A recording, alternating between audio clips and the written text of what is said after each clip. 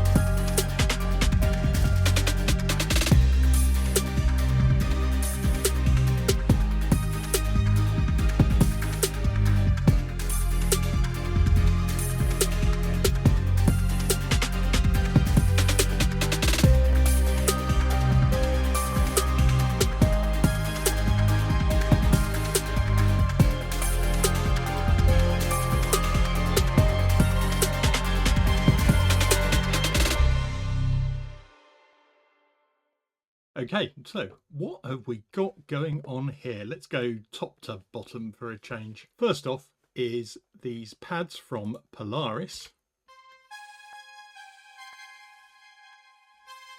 So they carry that sort of melody bit and then drop out in the B section. That's pretty much all they have to do. I have automated the volume to make sure they do drop out as we come to that little break there, and faded them at the end. Onto the basses. So this is a deep sub bass. So if you're listening on a mobile phone, you may not hear that, which is why there is a bass drone above it by 2 octaves. So put them together, and even on the smallest of speakers, you will now get the sense of that bass note coming through. In terms of automation, what I've done here is played with pitch bend to move between the notes. And then at the end, it goes up again, but then drops back down. In the B section, we've got more control over the actual notes, but I'm wobbling them in and out of phase to give it a bit of movement. And then the second half, we actually use it to pick a pitch and move with the melody. In the end section, instead of waiting, I actually move with each chord change.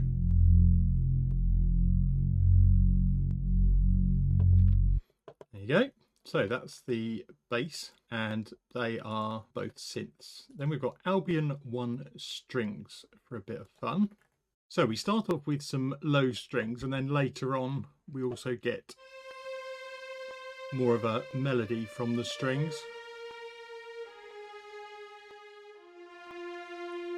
following the notes of the chord, and no automation to shout about there really.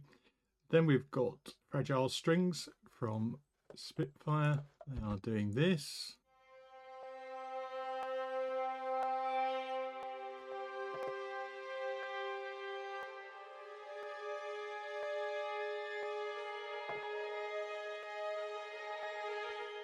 And then towards the end used to create that build up that you'll hear.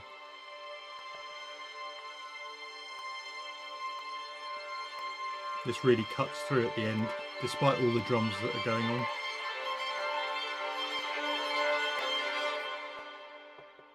Okay, onto the guitars. These are just chords played by session guitarist.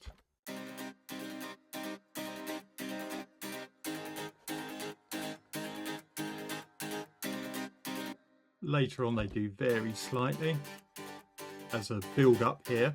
You'll hear that in the track as well. And notice cut short here, but with volume automation to make sure they really do cut out, otherwise reverb rings out. So that's all they're doing. Then we've got electric mint guitar. And that is picking out arpeggios. You can see a couple of volume automations here just to kill the reverb. Now we're into percussion. In terms of automation, this first Damage Loops track has volume automation on it. The cymbals are just the standard swells that I like to use to get in and out of sections. So it's just this. Quite like that sound. And then in terms of the loops, they start off the same with that ticking sound. So that carries all the way through that first section. And then goes to a bit sparser arrangement for the middle. And then that's a variation on the ticking sound from the beginning. I've also got a second set of loops running here, the Damage High loops. So when they're put together,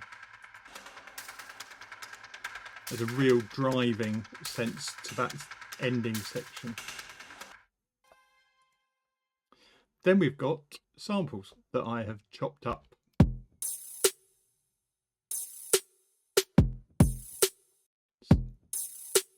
So there you go.